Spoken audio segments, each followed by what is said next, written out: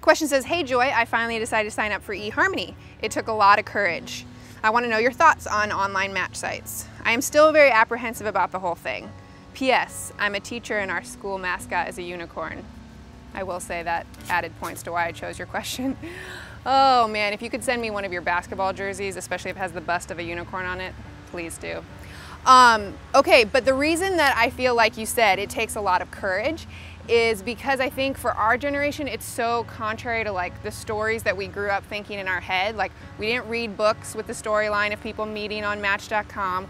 You know, people aren't lining up to go see movies about how people connected on EHarmony. It's just not the story that we created.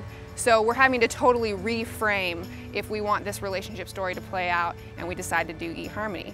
I mean, and then even scripture, like it's not like Song of Solomon has a part where it's like, when I saw her profile pic, I just knew that I wanted to ask her out, or when I saw that we were both politically moderate, I just wanted to poke him. Okay, is that a thing on EHarmony? That's funny. The reality is that EHarmony, you know, it's working for a lot of people. I guess like over 500 people a day are getting married from EHarmony, and overall marriages in America last year, like 2% of them were connected on EHarmony. That's pretty significant. And one of the reasons that I believe, this is just my theory, of why EHarmony is starting to work more and more is because of the communication factor. So there's good and bad things. I think our generation doesn't know how to ask each other good questions. I talked about this in a series I did a few weeks ago. And so since we don't know how to ask each other good questions, I think if we just happen to meet, you know, at a coffee shop or a friend set us up and when people go out on dates, I feel like I hear if one of the parties is like, so what do you think about children? Or what do you think about religion or politics?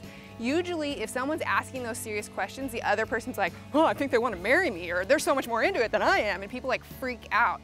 But what you don't have then with EHarmony is that weirdness, because both parties are saying, you know what, I'm intentionally here, I want to get to know somebody, and so I think it's easier to ask those questions because you both kind of have a framework of why you're there. So it's sad to me on one end that we can't just normally ask each other these good questions, but it's also good in this technological age that EHarmony provides that platform to do that.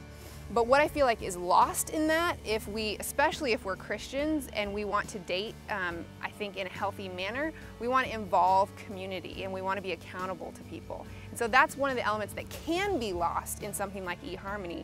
I think a lot of people do that because we're such an autonomous culture and we're like, I don't want anybody up in my business. So you're like, you know, dating on your computer, and there can be a lot of temptation to not let anybody into this, this dating experience. So if you really believe that it's healthier to date in community and let a few wise people in on your relationship, the one temptation with EHarmony is that it's really easy to do it alone.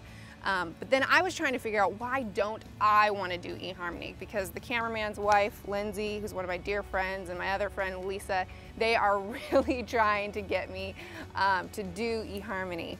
And I'm like, what's wrong with me? Why do I so not want to do this? And I thought through what are the things that are probably keeping a lot of us from doing it.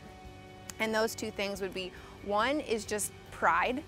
I think sometimes we think we're better than something like EHarmony, and I really don't want that to be the case for me. And so for all my friends that know me, if you think that I'm prideful in that, then slap me across the face.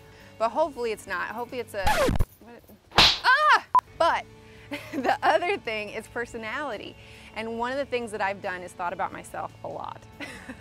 And what I know from my past dating experiences is the only guys I've ever called boyfriend are guys that I have been friends with for a long time and then we started dating, or a guy that people said, look, we totally respect this man, he's quality, we think you're quality, and they set us up, and so I felt at ease in that. So dating so alone, like voyeuristically on a computer, just feels so foreign to my personality. But again, I don't know, if it's a pride issue, I also want to be open to it. So, you know, maybe if like 300 of you make comments and say I should do EHarmony, no, 500. If 500 of you comment on this post and say I should do EHarmony, maybe I'll give it a shot. But I'm excited for you. I'm glad you signed up. I think it really is a great medium that we have in this day and age. And if you're a dude, you know, maybe I'll see you on there soon. Cheers.